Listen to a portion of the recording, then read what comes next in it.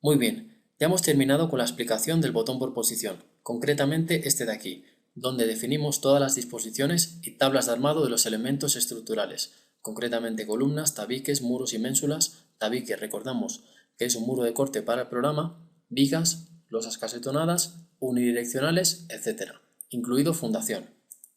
Muy bien, hemos dado las herramientas para que el usuario configure este botón. Vamos a pasar a otro tema. Vamos a pasar al tema del diseño sísmico, de la configuración del espectro. La aplicación de una carga sísmica horizontal en la estructura se define por lo siguiente. En primer lugar, se define por una fuerza. Esta fuerza es igual a masa por aceleración. La masa corresponde al peso sísmico o carga muerta de la estructura cuando no tenemos bodegas. Cuando tenemos bodegas, además se le pone el 0,25 de la fracción de sobrecarga de uso o carga viva.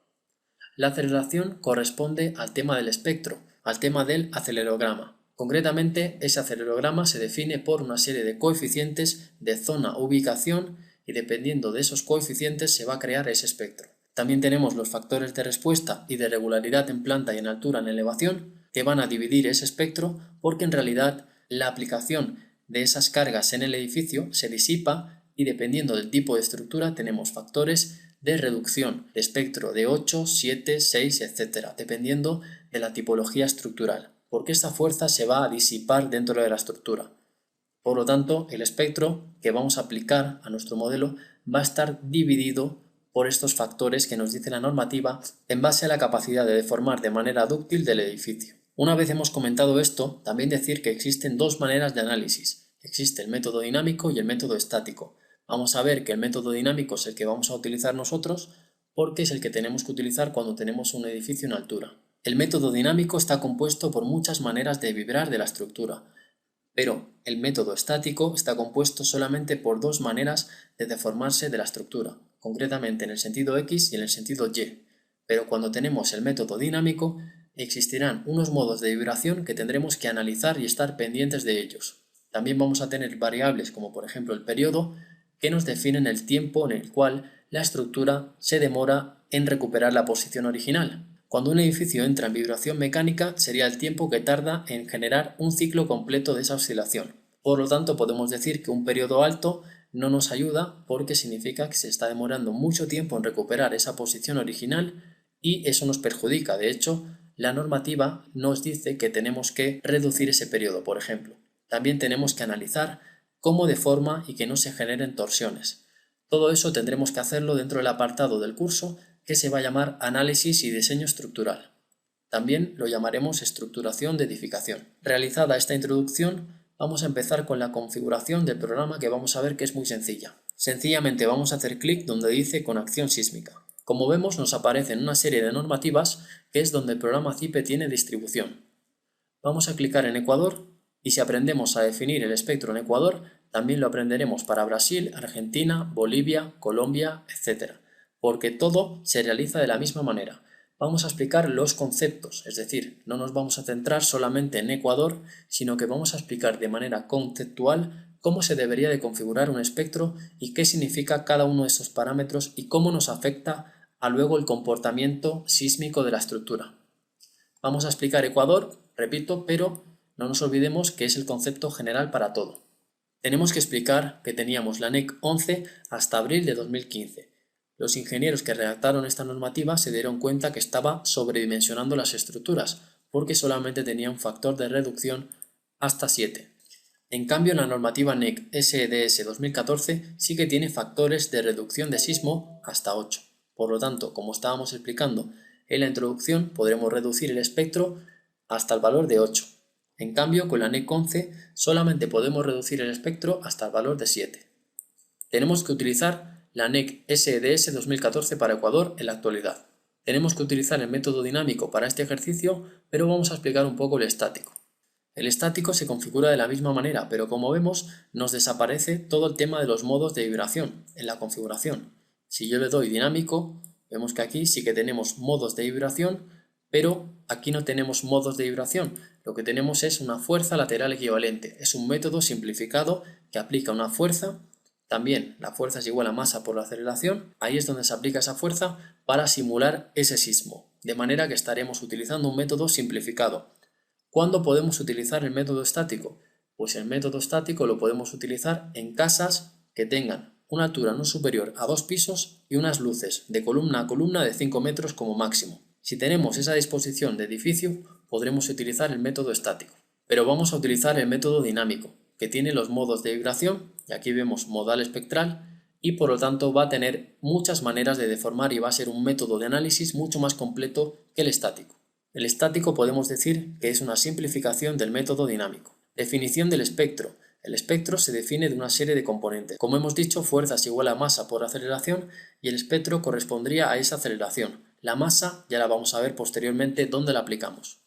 Podemos definir el espectro según norma, pero un usuario con conocimiento avanzado del tema puede definirlo él mismo. ¿Cómo? Especificado por usuario, y aquí puede hacer clic y definir el espectro en base al periodo y factor de amplificación. En base a eso tenemos las ordenadas y las abscisas, de manera que generaremos la meseta y la curva paraboloidal. Pero si le clicamos según norma, ya nos dejará rellenar todos estos parámetros y generaremos el espectro de manera automática, que es la manera como yo recomiendo que lo realicemos.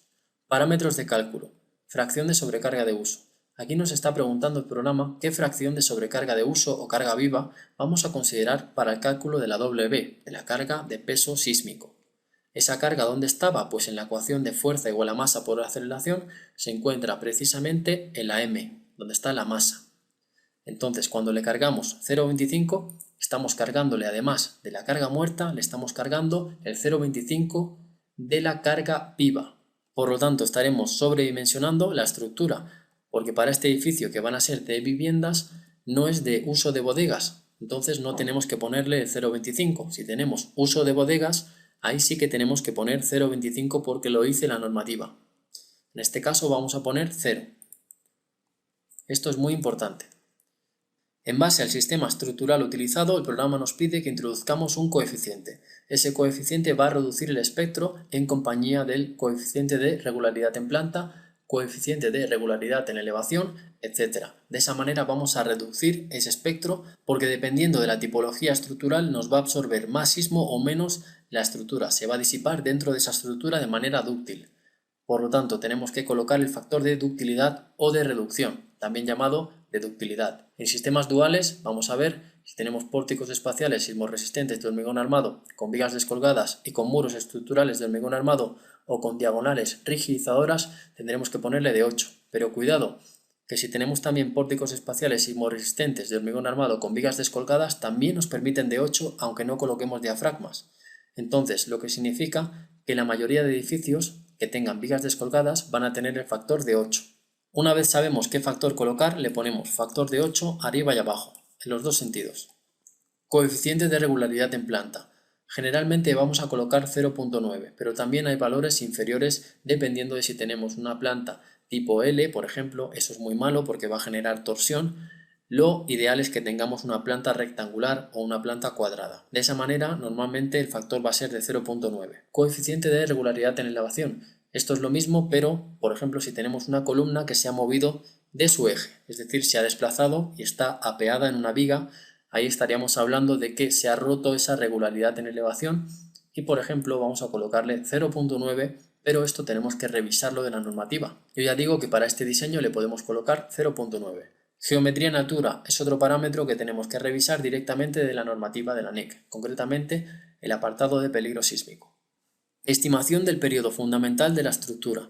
Vamos a ver que la norma nos define un tiempo máximo en el cual la estructura se puede demorar en recuperar la posición original después de que entra en vibración mecánica. Por lo tanto, vamos a definir la tipología estructural para definir ese periodo. En base a una tipología u otra existe una formulación para sacar ese tiempo máximo que la estructura puede demorar en recuperarse. Vamos a ver. Le hacemos clic al interrogante para que nos ayude. Vamos a definir una tipo 4 en número romano porque tenemos muros estructurales que van a resistir sismo. No tenemos diagonales rigidizadoras ni tenemos nada de eso, pero sí que tenemos muros estructurales. Por lo tanto, tenemos una fórmula del periodo que nos limita el tiempo que puede recuperarse. TA es igual a 0,055 por h elevado a 0,75. Tenemos que introducir en la h la altura total de la edificación, por ejemplo, 16 metros.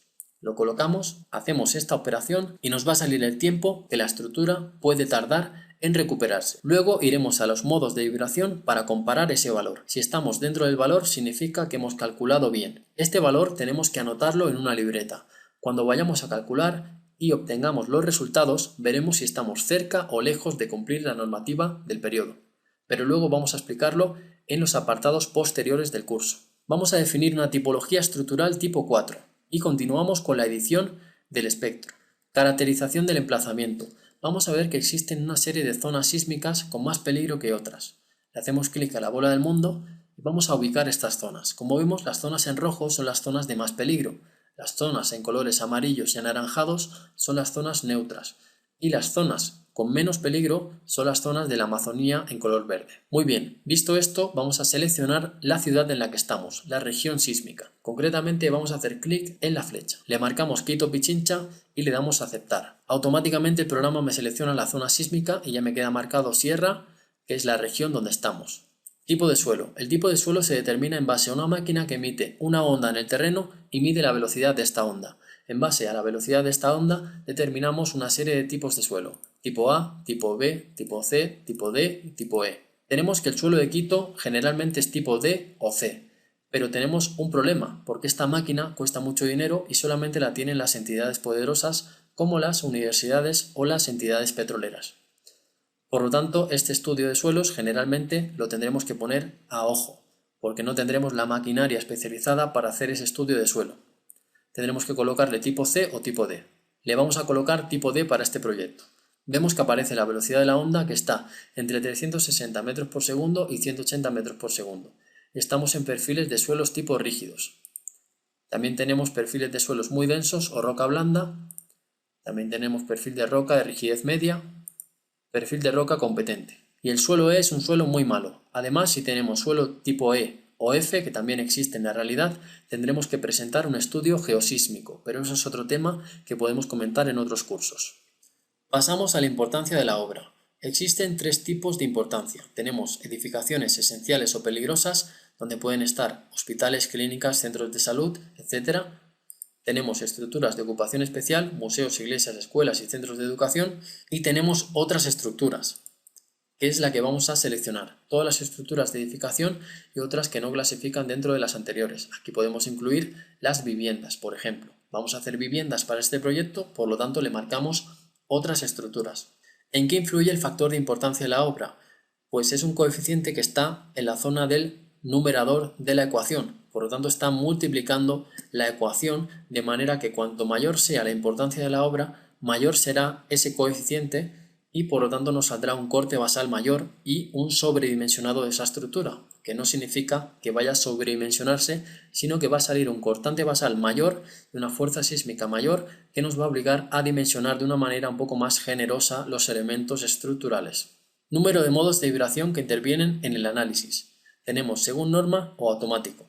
Le vamos a dejar según norma, pero tenemos que entender un concepto muy importante. Los modos de vibración se componen en dos sentidos, en el sentido X y en el sentido Y. Existirán tantos modos de vibración como sea necesario para desplazar una masa equivalente al 90% de la estructura en ambos sentidos, en el sentido X y en el sentido Y. Es decir, en el sentido X, la suma de todos esos modos de vibración tendrán que desplazar al menos el 90% de la masa de la edificación. Entonces, colocarle según norma o automático hasta alcanzar un porcentaje exigido de masa desplazada superior a 90% sería lo mismo, pero lo importante es que la suma de esos modos de vibración estén desplazando el 90% de la masa, porque de esa manera significa que se ha aplicado bien el método dinámico de cálculo estructural. Grados de libertad que intervienen en el análisis. Considerar las plantas bajo rasante en el modelo dinámico. Pues bien, dependiendo de la cohesión del terreno y si tenemos losas que están efectuando una fuerza en el sentido opuesto al empuje del terreno, podemos considerar que se está empotrando las partes del subsuelo de la estructura dentro del terreno. Entonces podemos decirle que no considere las plantas bajo rasante en el modelo dinámico para que las considere empotradas. Considera un empotramiento hasta el nivel de desplante del terreno donde tenemos el nivel 0 y más abajo ya no se considera dentro del estudio del sismo, se considera que está estático, empotrado. Además, en la deformada podemos visualizar que toda la parte que está enterrada, es decir, del muro hacia abajo, no se mueve, está estático, está considerado empotrado. Verificación de la condición de cortante basal. Vamos a explicarlo de una manera muy resumida para que se entienda. Vamos a decir que el cortante basal obtenido por la manera dinámica tiene que ser igual a un porcentaje del cortante basal obtenido por la manera estática. De manera que también depende de la regularidad en altura. Por ejemplo, el valor del cortante dinámico total en la base obtenido después de realizar la combinación modal no puede ser menor que el 80% del cortante basal estático para estructuras regulares. Es decir, dependiendo de si es regular o irregular, va a variar ese porcentaje de condición de cortante basal. El concepto es muy sencillo.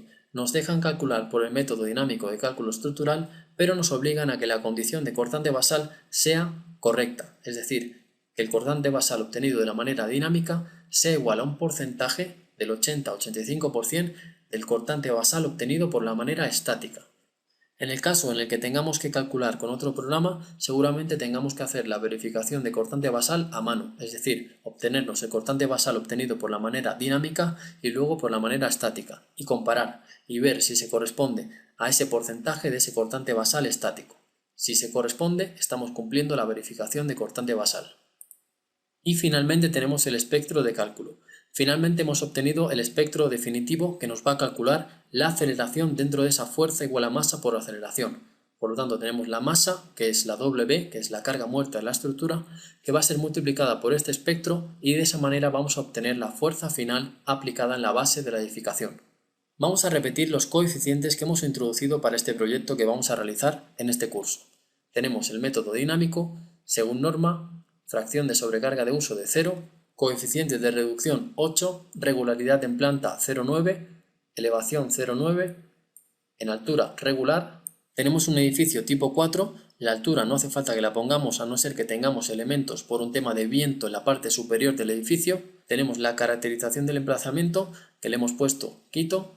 Tenemos un suelo tipo D, la importancia de la obra es otras estructuras, y le vamos a decir según norma. Y ya hemos terminado con la definición del espectro. Sin efectos de segundo orden, significa que no va a multiplicar los desplazamientos por un valor P delta. No vamos a considerar efectos de segundo orden. ¿Qué significa? Pues que cuando tenemos una estructura muy esbelta, ese desplazamiento que se ha generado por el sismo está desplazando, generando un momento en la fuerza de carga gravitatoria. Por lo tanto, se está generando un momento donde en realidad debería de haber una carga gravitatoria vertical. Entonces el programa lo que hace es tener en cuenta ese efecto cuando tenemos estructuras muy esbeltas, pero no es el caso y por lo tanto le vamos a decir aceptar y no lo vamos a considerar.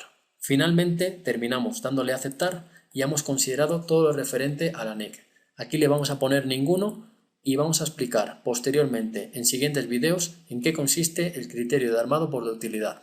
Elementos constructivos. No se consideran, pero este es el típico problema que tenemos cuando tenemos locales comerciales en las plantas de abajo y generan el típico piso blando. El piso blando es cuando no hay mucha mampostería en los pisos de abajo porque necesitan espacios más amplios para los locales comerciales, mientras que los pisos superiores están repletos de mampostería. Esto significa que los pisos superiores tienen mucha más resistencia, mucha más rigidez y se comportan de una manera más rígida ante el sismo. Por lo tanto, se genera el piso blando en los niveles inferiores. Y esto es para que se tenga en cuenta ese efecto.